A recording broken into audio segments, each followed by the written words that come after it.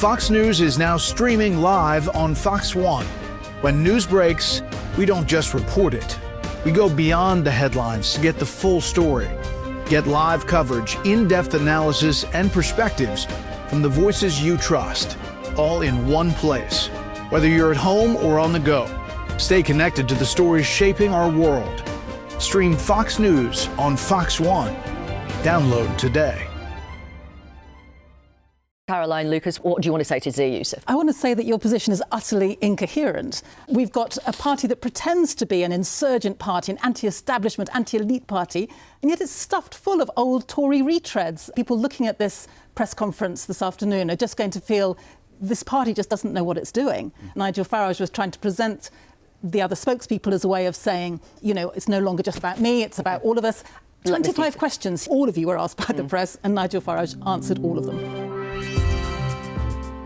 Welcome to Quiet Riot, the politics podcast that is less triple sulcow and more triple sec. I'm Alex Andreou. And I'm Naomi Smith. We're here to gently curl our way through the slippery ice of politics rather than skeleton our way through things at great speed. And with a little luck, have some gold medal giggles along the way. So unclip your skis, pour a comforting glühwein, and join us for another Quiet Riot.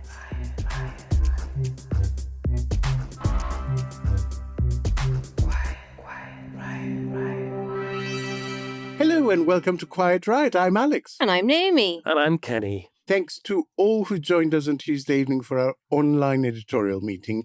It was very genuinely a constructive session for us, and we're now brimming with ideas for topics, features, and guests for the coming quarter.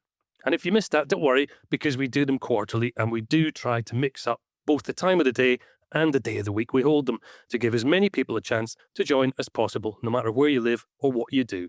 Just make sure you signed up for at least $5 a month at ko-fi.com/QuietRiotPod to get an invite next time round. On today's show, and with a spring statement just a fortnight or so away, we're taking a look at the latest economic headwinds. And as promised, we're bringing you our thoughts on the court rulings surrounding the proscription of Palestine Action Group. And plus, for some levity, we'll puncture the serious stuff with our regular features Wokey Dokey and Grin And Share It. Quiet Riot. Another week, another round of mixed economic news. Inflation is down, but unemployment is up. While inflation slowed to 3%, still 1% above target, ONS data showed unemployment figures rose to 5.2% at the end of 2025. Alongside it, we saw the rate of young people being out of work, education and training at a 10-year 16.1%, horrible high. The PM was keen on Wednesday to point out the picture being mixed. Stabilising the economy has been our number one concern as a Labour government, and we've got real evidence now that the plan is working. So interest rates have come down 6 times. Huge help to individuals, to families, to all people who've got a mortgage, big help to businesses as well. And you may have seen this morning that inflation has come down again, now to 3%, and it's scheduled to come down further. That will affect all of you, because that's not just a statistic, that is how much it costs to do things when you're in the supermarket, when you're filling up with petrol. All of these things are affected by inflation. Wages continue to climb faster than prices, but the rate of the rise is slowing, and the cost of living crisis remains acute for too many households. It's not just the private sector that's feeling the hiring pinch, though.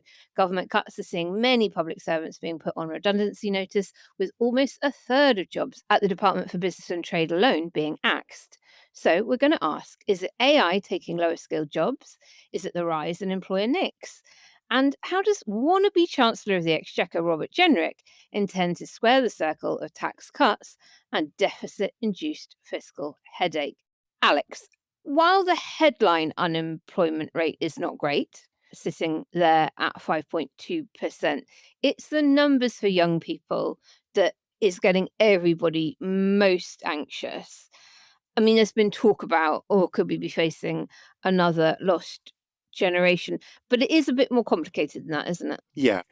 Economics is all about the details. And so generalizations like a lost generation, quite aside from being, I think, psychologically damaging. I mean, imagine being labeled a lost generation. Imagine how that feels for young people. But I also think it can mask what's actually going on because there are big sectoral variations. Jobs are not disappearing from every sector. They're being created in some sectors and disappearing in others. There are big regional variations. So I think on this occasion, it's the Northeast and the Midlands that are showing the biggest percentages of young people who are what we call NEETs, not in education, employment or training. And it's important to say that that doesn't mean they're also in the unemployment figures, right? That's why there is that huge discrepancy in the rate from sort of 5% to 16%, because about just under 2/3 of young people, they don't count as unemployed because they're not actively looking for a position and available to take a position. So they're in that grey area where they're what we call economically inactive. And also, we should point out that the youth unemployment rate is always structurally higher than the headline rate. That's really normal across advanced economies because you're more likely to move between education, work, maybe back to education, cycle through a short-term role. You've got less job experience, so you're just more exposed to that kind of churn. Yeah, I mean, if you decide to travel for a year, you count as a NEET. If you decide to take a break between school and college or school and university, which many people do because they're hoping to improve their A levels and get into their first choice university, let's say, for instance, right? Or they haven't decided what they want to do, what they want to train in. So all of that stuff comes into this. But having made all these caveats, the rates are worrying. It's interesting that vacancies actually increased during that same period, and it's entry-level jobs that really plummeted. Is that about AI? Is it about the national insurance contribution? Maybe. I'm sure it's about both, and I'm sure it's about other stuff as well, because economies are cyclical. So it's possible that if AI didn't exist and the government hadn't increased national insurance contributions, we would still be seeing that cyclical slowdown without really detailed macro, what they call doppelganger analysis to take out the other variables and just look at this one thing. It's very difficult to know. But the other thing to point out is I think that we are on the cusp of that possible AI market shock. It's just beginning to be used by businesses. We don't know what jobs will be created at the other end because of the changing landscape. It's like the delay there was between everyone suddenly deciding they can be on the internet instead of printing leaflets, and then loads of jobs being created in web design. So you don't know what the jobs that come out of it will be. And also you don't know if loads of businesses are trying out AI in loads of different areas, and within a couple of years we'll come to find out that it doesn't work in some areas, that people find it annoying and insufficient as a customer service agent, let's say, or that it makes mistakes in doing your diary scheduling that end up costing you customers. So again, we're in that awkward cusp where we don't know actually what's going on. Meanwhile, the whole thing is being weaponized, obviously, by the far right as a kind of generational conflict. Let's have a listen to how Julia Hartley Brewer covered the figures on Talk. I think there are very few stories that don't, in this country, come back to issues of parenting. I really do.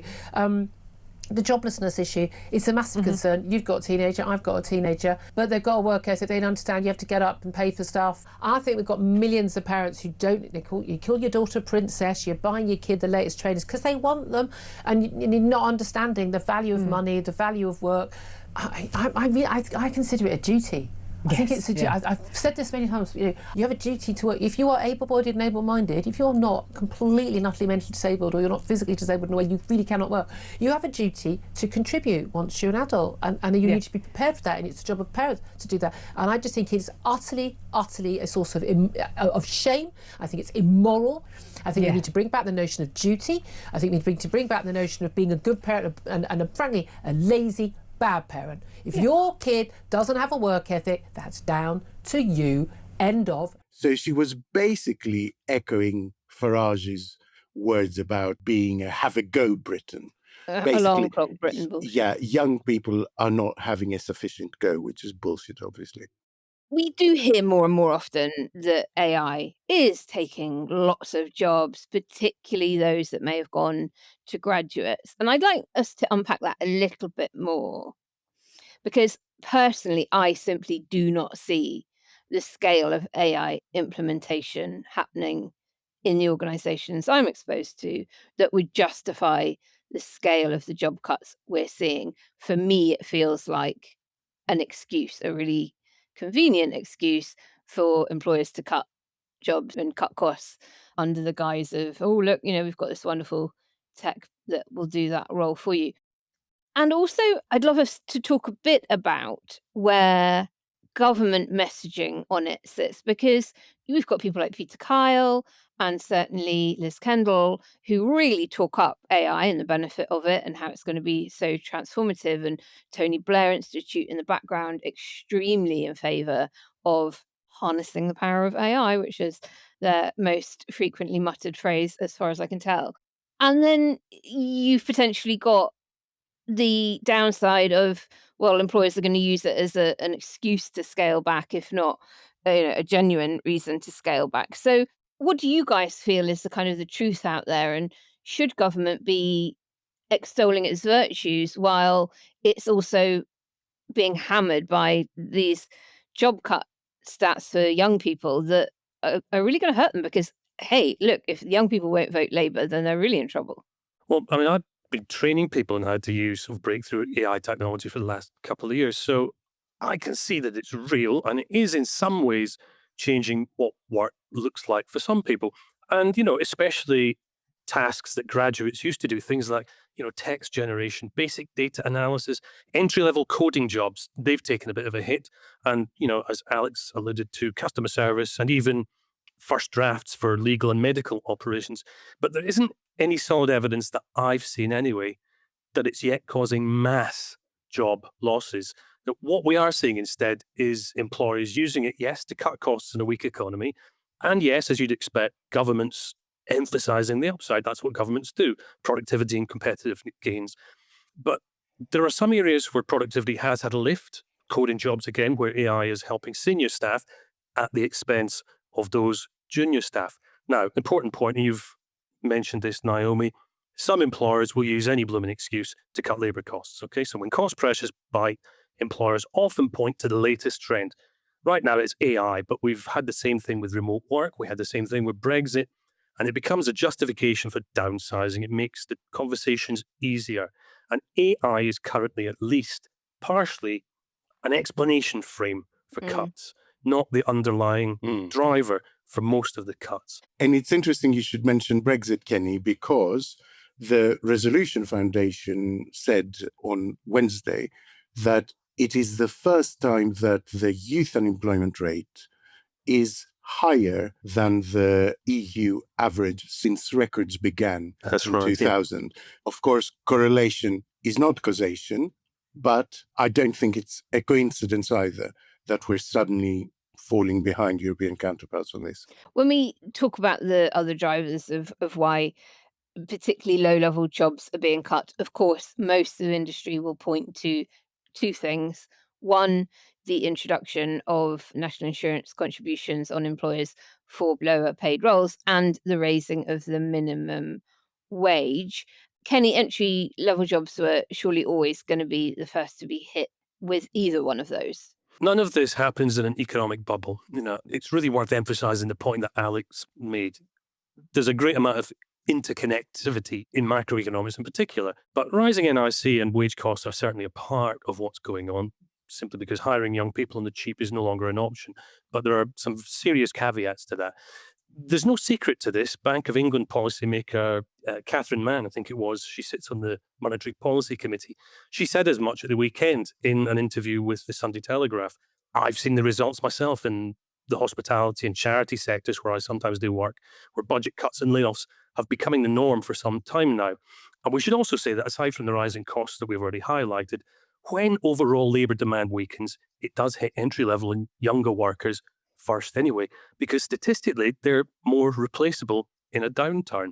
To make clear, vacancies have gone up, but so has the number of people looking for a job and the number of candidates per vacancy, as it were, Yeah. has ticked slightly up, which is what makes a nonsense of that idiocy that Julia Hartley-Brewer was talking about. You know, the reason 2 million people looking for a job won't fit into 730,000 vacancies is not attitude, it's maths. Absolutely. And there are other economic factors at play here. The impact of highish interest rates and the resulting investment pullback. You know, the Bank of England has had policy tightening over the last couple of years, you know, selling off gilts from the quantitative easing era, for example.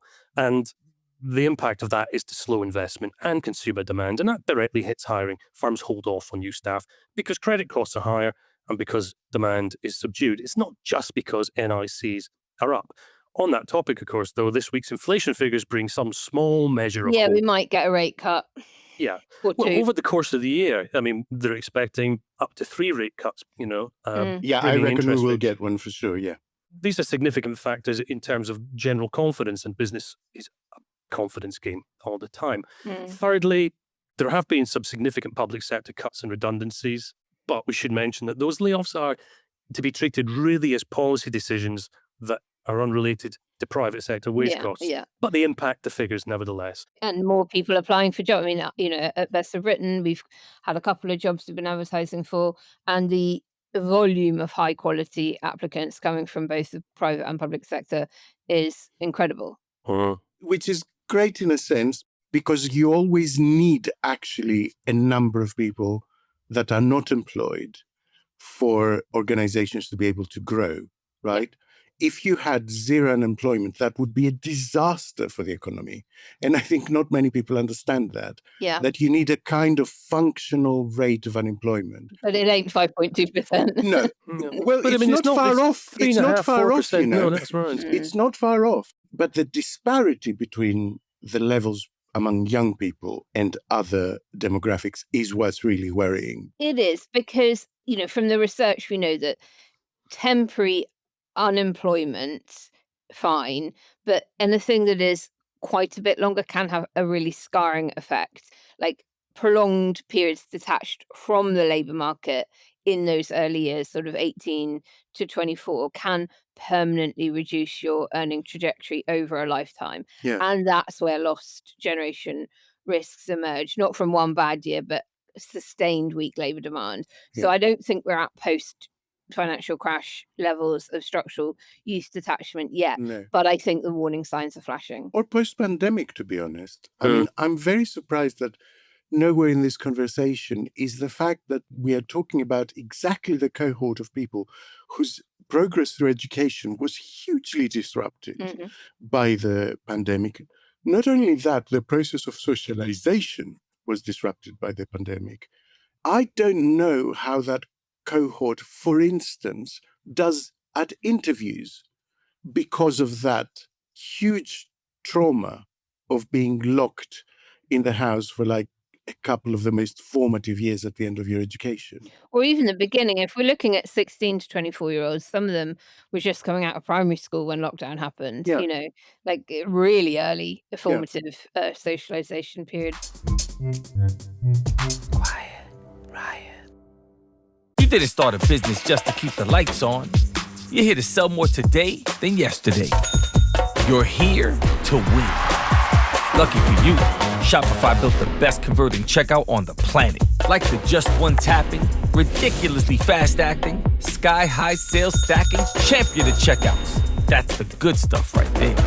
So if your business is in it to win it, win with Shopify. Start your free trial today at shopify.com/win. Quiet, Riot. The other thing we don't know is, let's say AI goes splendidly for everyone and people find they can make huge productivity gains.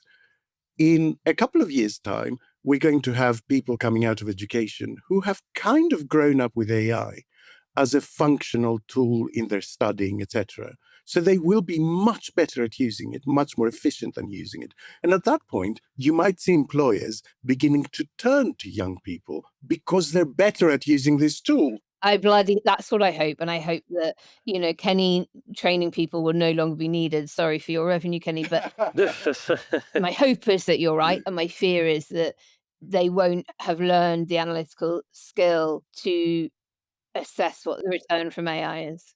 2 points I'd like to make on that. One is that if that change happens and businesses are looking for people who have grown up and are much more comfortable around AI, you're going to have a glut. You're going to have the people who have been without jobs for the last few years, and then you're still going to have the university and further education system churning more people out into a big bucket that's very, very full of people with those skill sets. And of course, the older you get, the more likely is your skill sets are going to slow down. And the other thing I think that is very significant is in terms of this generation.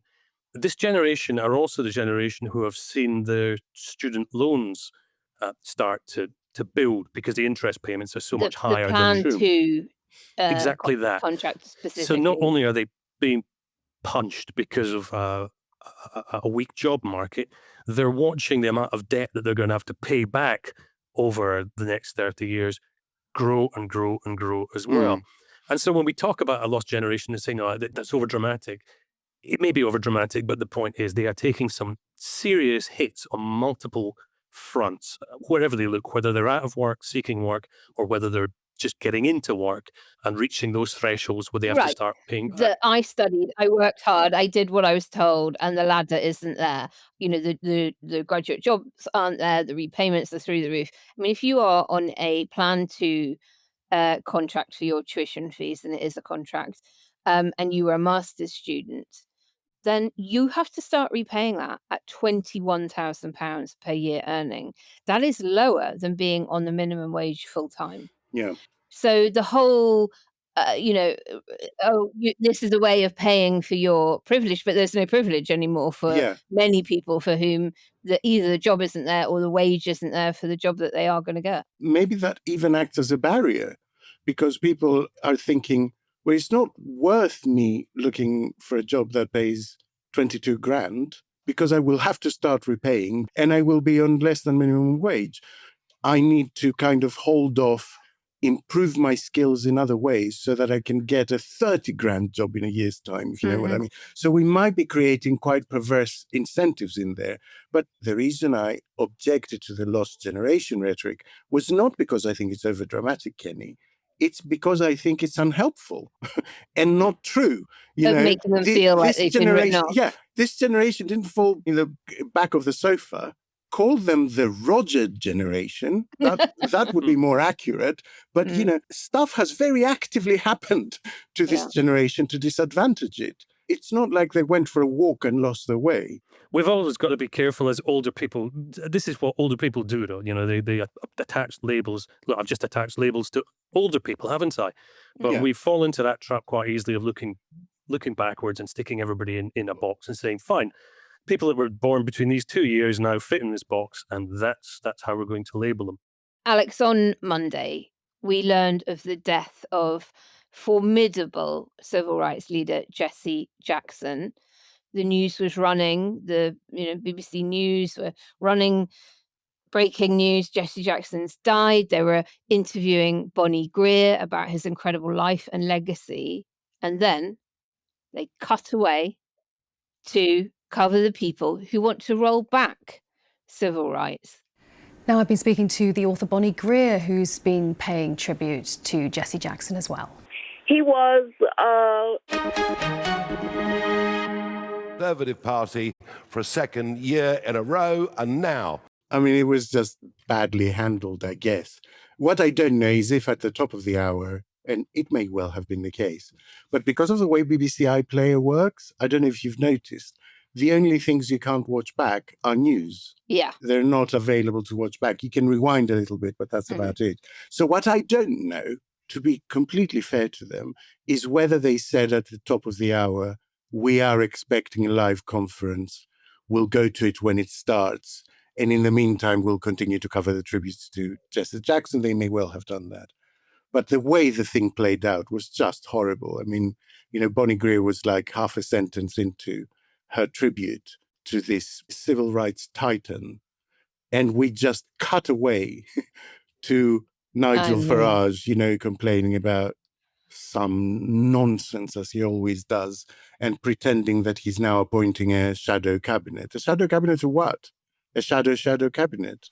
Because we've got a shadow cabinet. It's like a constitutional role, right? Opposition is not something you can just claim to be. It is a constitutionally defined role within our parliamentary system. What can someone tell the media?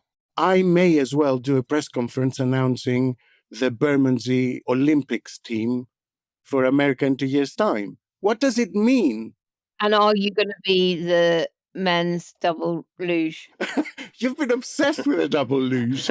Because they- She sent me a message earlier, Kenny, saying, "Is the double luge the gayest Olympic sport there has ever been?" Because they kind of They're wearing very jump on tight each other. spandex. And They're lying on top jump of on each other, jiggling around. And then slip slide all the way down that hill. And I sent her back a photo of Greco-Roman wrestling, and I said, "Not as long as this sport is around." From the sublime to the ridiculous, we need to go from lovely homoerotic Olympic sport to, unfortunately, Reform's UK's economic plan. We've been talking about all of the economic woes of the country. We've got Jenrick addressing the city. We want to support people in tough times, but we can't allow people to be claiming benefits for stuff that's really mild and frankly shouldn't be available. Well, we're going to protect people who've got genuine, serious conditions, but the people that I talk to, they don't want all of these spurious claims. The hardworking people who are going out to work every day, they're looking at this and saying, what on earth is going on here? This just isn't fair. Why are the people who have got a luxury car on their drive under the Motability scheme because they've got tennis elbow whilst I can't afford that? And the two-child policy was well meant, it was the right thing at the time, but we can't afford this right now. We're going to support people who want to have kids and look after them properly, but not through welfare. Talk to us about their economic plan. I mean, No, no, I'm not going to try. I mean, it's ridiculous. It's ridiculous. What is Alarm Clock Britain? What is that even? Farage was relaying a random story by some constituent that came into one of his surgeries in Clacton. Ha! He did one, did he? And complained about their neighbour, because their neighbour apparently doesn't get up until 12 o'clock every morning and they always see a Deliveroo being delivered. What do you know about that person's life? That person might be a doctor working a night shift at a hospital. Exactly. What is this evidence of? It's all nonsense. I mean, you have Robert Jenrick promising to bring back the 2-child limit on benefits, just as Labour have abolished it. They want to bring it back. At the same time as Matthew Goodwin is going around Gorton and Denton saying we should penalise families tax-wise who don't have enough children. It's like, which is it? Yeah. Do you want families to have loads of children or don't you? What is it you're proposing here? To penalise people who have too many children and also people who don't have enough? What is the right number of children? that depends on whether you are white, whether you are rich. Quite. And this is why their policy on this is so confused, because it started as them saying they will bring back the 2-child benefit cap, but only for families in which one parent wasn't born in this country. That went down so disastrously badly, they came back and made it and went, we'll abolish it for everyone. We just don't like people. And benefits only for British citizens, they've said. Yeah. So anyone with indefinite leave to remain who's paid their national insurance contributions presumably won't get a state pension. Yeah, it's just so depressing. And it's so depressing to see all the media, including the BBC, just with the semi on, breathlessly covering. What are you doing? Why is this important? Why can you not come back to this after it's finished with 3 minutes worth of highlights, if you can find them? Pumping Farage. He's tweaked onto the fact that politics correspondents go away during recess time. And it is now a short recess, half-term recess for Parliament. And he's cottoned onto the fact that the experienced politics correspondents go away during recess times, leaving more junior people who are both hungrier to make a name for themselves and also less experienced to ask difficult questions. And so summer, Easter, Christmas, half-term recess, suddenly reform appears with daily conferences. When are people going to cotton on to that fact that they're taking advantage of the scheduling to be on our TV the whole time? Well, that's a critical point, though, because actually when we discuss reforms policies, you don't have to scratch the surface very deeply to see that none of it really adds up. There isn't any joined-up thinking. It doesn't stand up to any sort of proper scrutiny at all. And that's really because, from my perspective, in the communications world, Farage really only has one policy, and that's to talk some shit that will get him in the headlines. It's as simple as that. Say something that gets coverage. And he lands it, he lands it time and time again. He lands it more when the media cycle is a little bit quiet. It's a rubbish version of the flood the zone with shit approach that Bannon pioneered. Wow. He's changing as well, though. His approach has started to change. There's an aggression has come in. Now, we've always known with Farage that if you really poke him in the right places, that he doesn't like being put under pressure. But of late, there's a much more aggressive approach been taken. The go he had at the Financial Times reporter a few days ago, where he told her to go and write some silly story after she'd asked a perfectly valid and very good question, is straight out of the Trump playbook. Yeah. I think he's damaging his own credibility as a very able public speaker in taking that approach. But for that to happen, Kenny, someone has to challenge him. That's right. I remember press conferences of old, like even 10 years ago. What would happen if this happened? Would be the next journalist that stood up would ask the same question. It happened all the time. Like you couldn't get out of answering a legitimate question just by insulting the journalist. That seems to have broken down. And also, there's not enough challenge on the facts. Yeah. When Nigel Farage is flapping his gums, especially when he's ad-libbing, chances are he's not telling the truth. There needs to be more challenge on the facts. Someone asked him, you're standing up there with two people who were senior ministers in the government that they now say caused all this problem, but now they're here to give us the solutions. How do you justify that? And he says, well, they weren't senior and it was very brief. That's a lie. Yeah. That is a lie. The last Conservative term from the 2019 election onwards was 54 months. Suella Braverman was a very senior cabinet member for 44 of those 54 months. And Robert Jenrick for 35. None of them were junior people who went there for long. That is a straight up lie. When he says that the day after the Mandelson story broke, the FT had a silly story about a reform council on your front page, that is a lie. It was 6 days after the Mandelson story broke, and the FT had it on their front page every single one of those days, including on the day that Farage was complaining about. Like the reform story sat underneath a big story about Starmer being under pressure over the Mandelson stuff. And come on, the FT pursued the Mandelson stuff way more than any did a other very good paper, job at it, didn't like they? years before. Absolutely. But that doesn't get challenged. Everyone accepts the premise and gets angry at the tone or the treatment or whatever.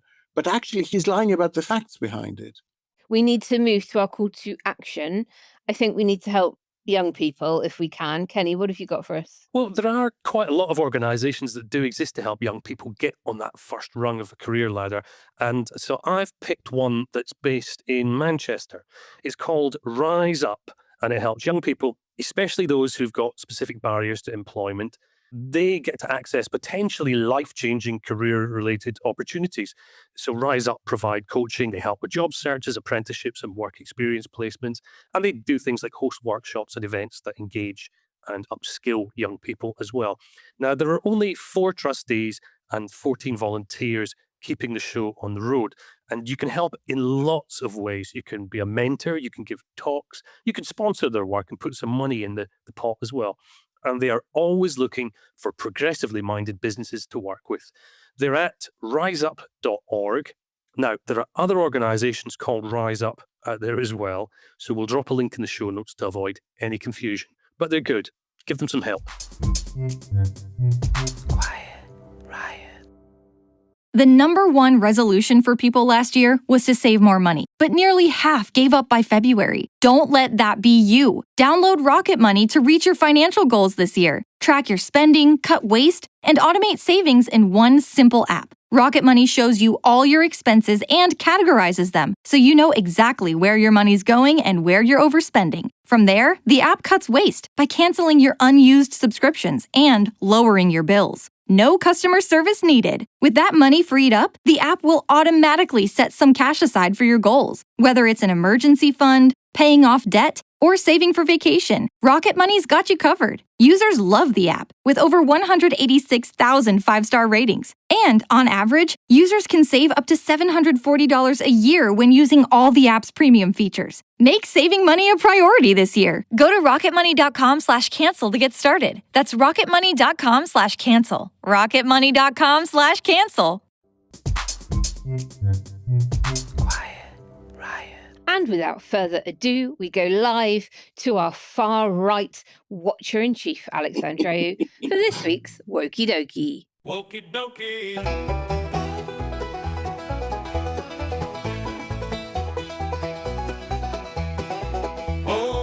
What have you got for us, Alex? I was a Starmer watcher last week. you just love me watching things, don't you? All I think you do all day. So what we've got this week, let me put my glasses on. Queen's University in Belfast. They announced that they were pausing their use of X, so posting things on X, while there was an ongoing investigation by Ofcom into the misuse of its built-in image generation tool being used to create sexualized deepfakes, basically. You would think that's relatively uncontroversial for a university, but no. A member of the UUP, would you like to explain, Naomi, about the UUP? I mean, basically, they were a bit like the Tory party in Northern Ireland, and the DUP were more like the Brexit party or the UKIPers of the Reform, and UUP has gone from being like the main loyalist party, unionist party, to being the smaller partner under the DUP. So basically, the UUP youth leader, Jay Basra, and a free speech campaigner and a member of the Free Speech Union, Jeff Dudgeon, have said that this is just another part of Queen's wokery. It's part and parcel of a whole set of decisions they've made recently. Heavy-duty virtue signaling, that's all about them saying the right things, and it shouldn't be allowed. The Queen is dead now, so really they're being woke by not calling themselves King's University Belfast. So I find this interesting for a couple of reasons. First of all, it's the next logical step in this idea that freedom of speech means that you have to give me a platform, which was stage one in this, right? So a private debating society saying, no, we're not going to have you on, is suddenly a huge freedom of speech issue. And this is the next stage, that freedom of speech means you have to be there to hear it. I only get free speech if you're pinned to the social medium of my choice, so you can see my posts, which is really quite an extraordinary and incredibly illiberal. You are not free to choose which platforms you use. Yeah, on the same basis, they could turn around and say that Queen's University has to have a Pornhub account. Why not? You're onto something here, mate. Always comes back to Pornhub with you. Or a 4chan, or a Reddit, or, you know, they OnlyFans. Yeah, it's illiberal nonsense.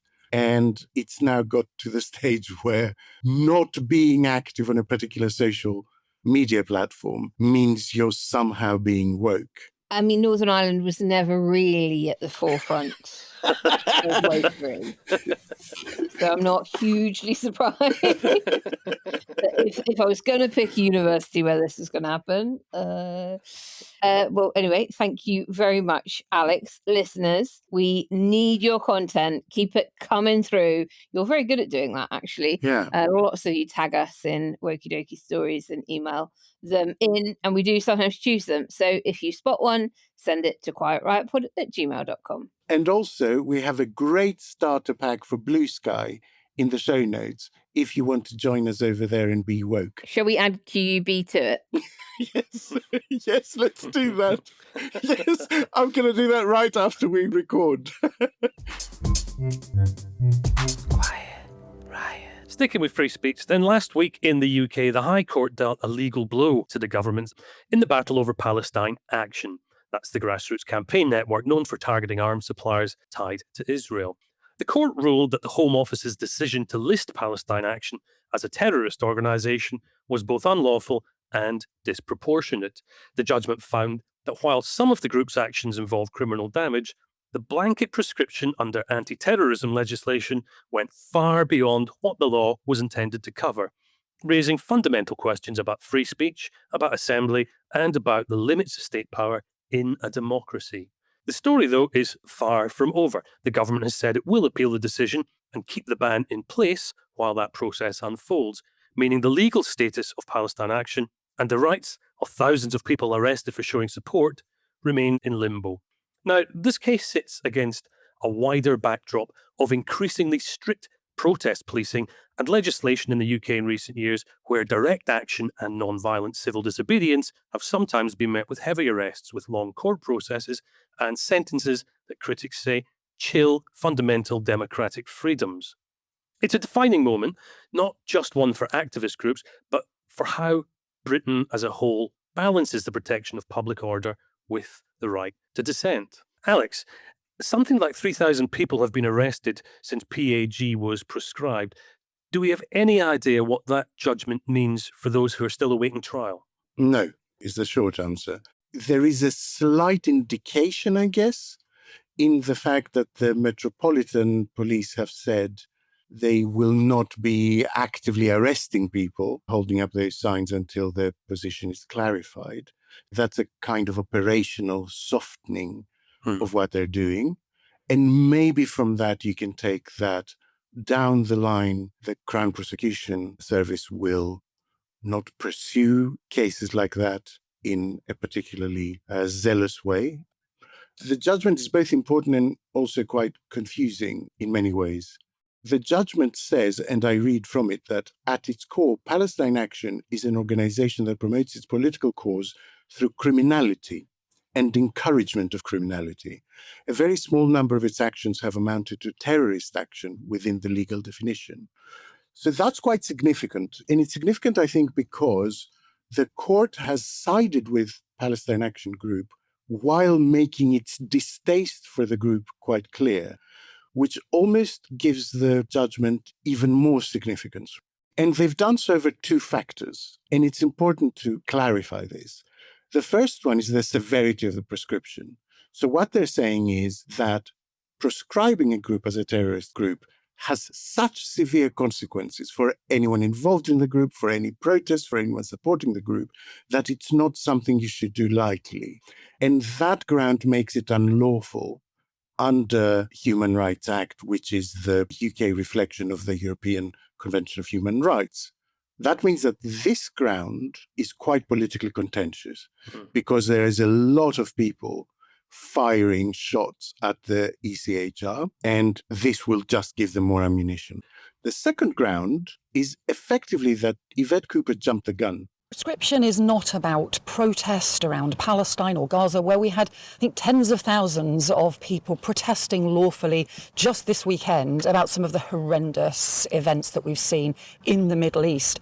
Instead, prescription is about one narrow group that has been involved in violent attacks, including injuries, including weapons, smoke bombs causing panic among innocent people, major criminal damage against national security infrastructure, and where there's been clear security assessments and advice. There may be people who are objecting to prescription who don't know the full nature of this organisation because of court restrictions on reporting while serious prosecutions are underway. But it's really important that no one's in any doubt that this is not a non-violent organisation. So what they're saying is that at the time she made her decision, Palestine Action Group's activity had not escalated to a stage where you might define it as a terrorist organization. What they did at Breeze Norton may have done that, but that came after her decision, which opens up the bizarre possibility that maybe she had done the same thing now, it might pass the bar of the second reason it failed, which is just so messy. But it's a big decision either way, because courts rarely go against government decisions on security matters. Where does it leave it now? Because the way it's been written up by most media is, while unlawful, it remains proscribed because the government is appealing. So how can it be both an unlawful decision to proscribe it, but yet it still be prescribed indefinitely? What does that mean in the interim for any activity they do, or people who support them at a march or a rally or whatever? It means that the court hasn't taken the further decision to strike the prescription because they want to hear basically back from the government. And it goes again to what I was saying, like courts are really hesitant to interfere with security matters when it comes to government discretion. Like imagine a situation, I'm not saying this about Palestine Action, like a hypothetical. Imagine a situation where the government prescribes group X, the courts say that prescription is unlawful, strikes it, and then there is some kind of terrorist incident. Yeah. We knew, by the way, that this was going to be a big clash, I think, when the court announced that rather than being heard by a single judge, it was going to be a panel of 3 late last year, because that's something they do quite rarely. So I think they wanted to bolster the idea that it's a judicial panel of senior people looking at this and making this decision. It leaves us in a situation where there's a problem with the legislation as it stands. When Priti Patel widened it in 2019 to say that not only are members of a terrorist organization going to be dealt with under terrorist legislation, but anyone declaring support for that organization is going to be dealt with under terrorist legislation. Now, she and the Conservatives at the time thought they were being tough. But what they've done is they've created a situation where the judges look at the huge implications of prescribing a group has for someone just holding up a sign, and they're going, no, you're going to have to pass a much higher bar than that to basically deal with people just protesting as terrorists. And so it was the overreach in that legislation that has now caused courts to apply it more judiciously, I guess, because the stakes have been raised so much. And that's a fascinating insight into the legal aspects of what's been going on. If we zoom out a little bit and look perhaps at the moral side as well, because I know that appealing doesn't automatically mean there's some sort of authoritarian drift going on. Governments routinely appeal constitutional rulings, albeit they don't often get involved in security battles with courts, as you've said. But does the government's decision to appeal signal a principled defense of security, or is it more a quite worrying willingness to stretch anti-terror laws and silence political dissent? I mean, obviously it can be both of those things at once, but optics really matter. So if the government genuinely has evidence that national security is at risk, it has a duty to test the limit of the law. But counter-terror legislation is the most severe legal architecture we have, short of like invoking wartime power. So when you deploy it in a really politically charged context of a protest, you need to be absolutely certain you're not widening its scope beyond recognition. And so appealing the ruling is not inherently sinister at all. That is how law evolves. But it does raise the question of proportionality, because if anti-terror powers do start drifting into the territory of political dissent management, and even unintentionally, then that's when civil liberty lawyers start getting really, really, really twitchy. And then historically, once the state stretches exceptional powers, they rarely snap back neatly into place. Quiet, Riot. 5 years ago, I was paying $65 a month for my subscriptions. Today, those same subscriptions cost $111, and I don't even use half of them anymore. That's why now I use Rocket Money to manage my subscriptions for me. The app gives you a list of all of your subscriptions and reminds you of upcoming payments, so you're not hit with any surprise charges. On top of that, it also sends you alerts when subscription prices go up, so you always know the price you're paying. If you decide you no longer want a subscription, you can cancel it right from the app. No customer service needed. And the best part is, Rocket Money even reaches out and tries to get you refunded for some of the money you lost. On average, people that cancel their subscriptions with Rocket Money save $378 a year. And overall, Rocket Money has saved its members $880 million in canceled subscriptions. Stop wasting money on things you don't use. Go to rocketmoney.com/cancel to get started. That's rocketmoney.com/cancel. rocketmoney.com/cancel.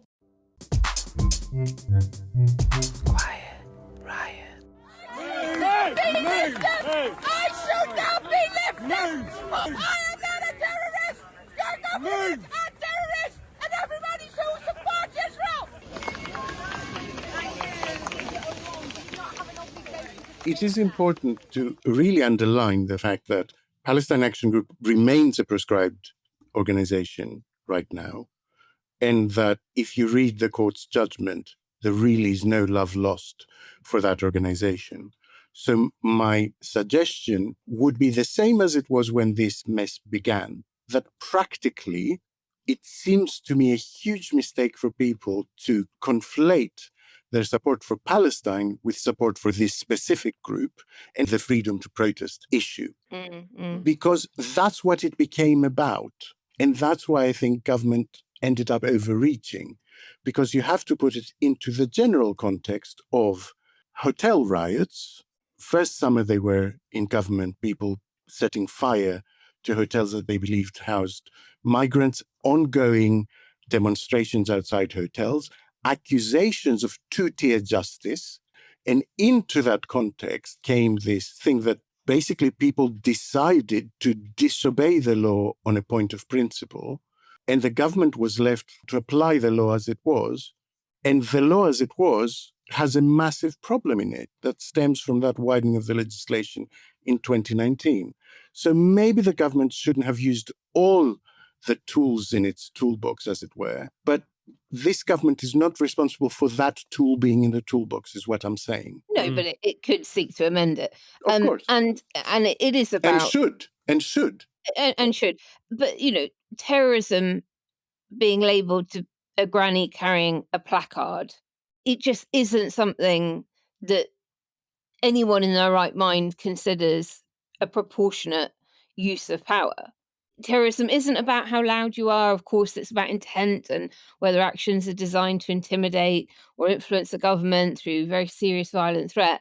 But simply holding a placard or standing silently in a Parliament Square setting just doesn't meet that threshold in any ordinary understanding of the term. It was a very odd ditch in which to choose to die, wasn't it? All the different issues that the government could have picked to fight. This was a very strange one. And I mean, we should remind ourselves that a lot of this isn't new. England has got a history, Britain has a history in moments of crisis of wading in and using whatever legal tools are available to the government, from World War I conscientious objectors via IRA supporters during the Troubles, the Greenham Common women, even Thatcher's crackdown, perhaps on busloads of mine pickets. Governments have criminalised acts carried out in the name of conscience, using or introducing whatever legislation seemed appropriate throughout time. So the tension between security and dissent isn't new. But it really ramps up after 9/11. Yes. So when you think back to Blair, he's the one that tries to bring in the 90-day without trial era. Obviously, ID cards, we'll come back to that another time. Then I think he tries 45 days.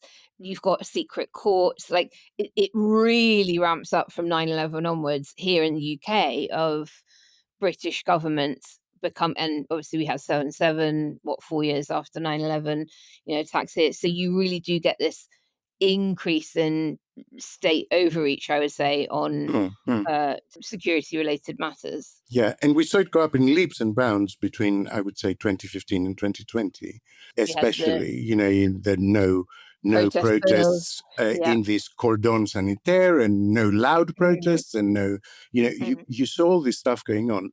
But I must also push back against minimizing this as a granny holding a placard because it is exactly what Reform are doing with that person that posted a tweet saying, Burn I don't down care, the hotels. I burn down the hotel. There are ways to minimize it.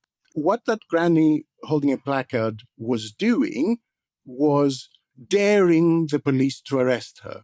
And so you may consider that laudable, and I completely understand that, but let's not minimize it as someone just happened to wander by. The only ones that I laud are the ones that got arrested and their sign actually said Plasticine Action.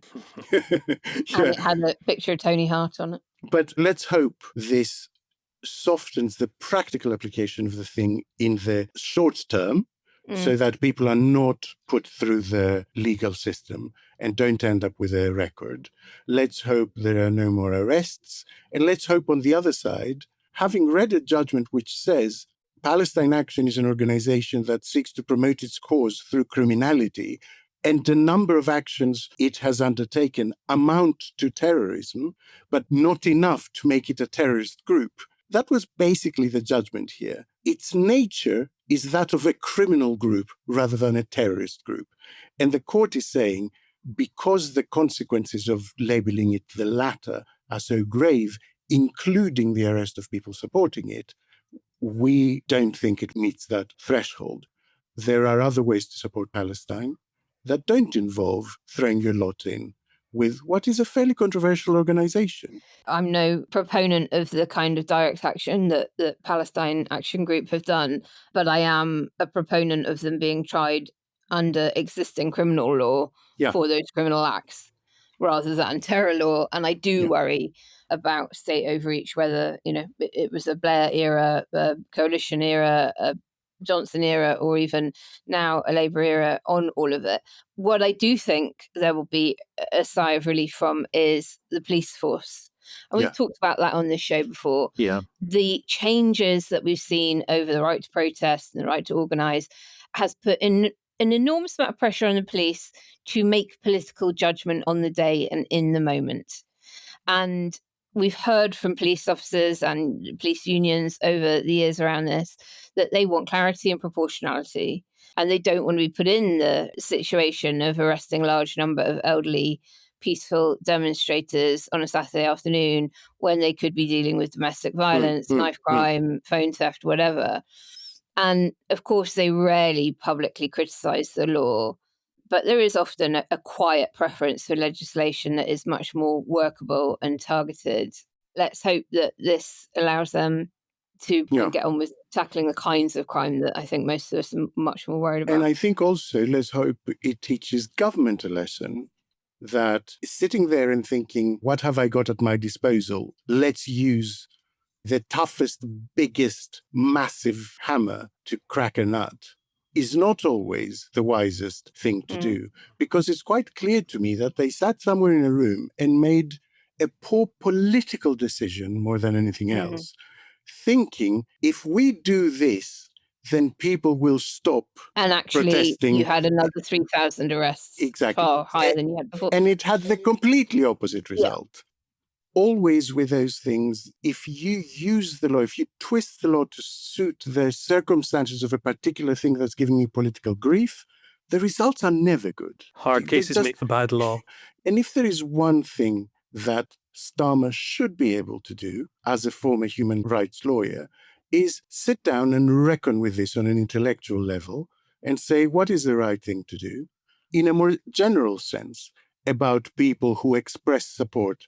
If they had turned around and said it will be dealt with as a criminal offence rather than a terrorist offence, I think they would have the court on their side. Yeah, me too. Have we got a call to action on this gnarly topic? If you want to support Palestine, there are great organizations that do work on the ground in Palestine that are reputable and can get help to the people who need it.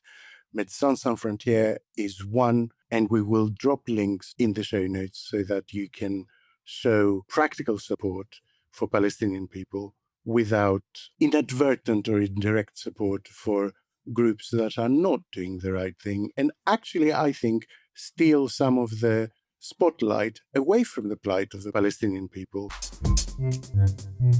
Quiet, Riot. And after what has been a rather heavier diet of misery, we need more than anything some good news. It's now time for Grin and Share It. Good news is welcome to me. Bad news is hell come to me. Good news. I want good news. So, Kenny, tell us, what have you got for us this week? Is battlefield medicine light enough for you?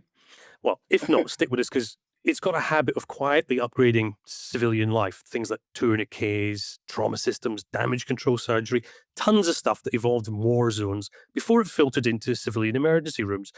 That matters because around the world, trauma injuries kill more people each year than HIV, the malaria, the tuberculosis combined. And in many low and middle-income countries, trauma injury is the leading cause of death among young people. And among trauma victims, blood loss is the single most deadly danger. Now, the good news. Researchers at the Korea Advanced Institute of Science and Technology have developed a spray-on powder that turns into a tough hydrogel in about a second when it contacts blood. Basically, you spray it into wounds. The material reacts with calcium in the blood, and it forms an instant physical seal over even deep or irregular wounds. And those are the sort of wounds which traditional patches really can struggle to deal with, which is essential in high-pressure, high blood loss situations. And it doesn't just plug the leak. The gel also shows impressive antibacterial properties and appears to support tissue regeneration in preclinical testing as well. So in trauma, bleeding is the immediate killer, and then infection is the slow one. So something that seals a wound fast, deals with bacteria and accelerates healing, tackles all three phases of the problem at once. If this tech clears human trials and regulatory hurdles, you can expect it to follow a familiar path from combat kit into ambulance bags everywhere. I'll carry some when I go into the Scottish mountains, and my friends, they'll probably have some in their biking kit. Very good. Thank you, Kenny. And we will drop a link in the show notes so you can share it with other people. That's rather happy-fied me. And that's a wrap on this week's Quiet Riot main show. We hope you enjoyed it. And if you did, please drop us a review wherever you get your podcasts, because we're only human and we like it when people say nice things about us. And if you're feeling flush, remember you can bung us a $5 a month over at ko-fi.com/quietriotpod to help us keep bringing the show free to all at the same time, regardless of ability to pay. We have an Ask Us Anything session coming up very soon in a few weeks' time, where you can ask Naomi, Kenny and I anything you want, whether we'd rather fight one Rishi Sunak the size of Daniel Kaczynski or 20 Daniel Kaczynskis the size of Rishi Sunak, to give you but one example. We'll be back at the weekend and next week, of course. So until then, enjoy the end of the week. And remember, we love you very, very much. Bye. Quiet Riot is an audio production by Cooler Heads with Naomi Smith and Andreou. Produced by Kenny Campbell. Music by Mariana Sangeeta. Artwork by Simone Canelu. And edited by me, Alex Reese. Quiet Riot. Sorry, I feel a sneeze. I feel a sneeze coming on. Achoo. Headphones off. Oh, that's a big one. Oh, that's better. Sorry. Oh, God, that's going in the blooper, isn't it?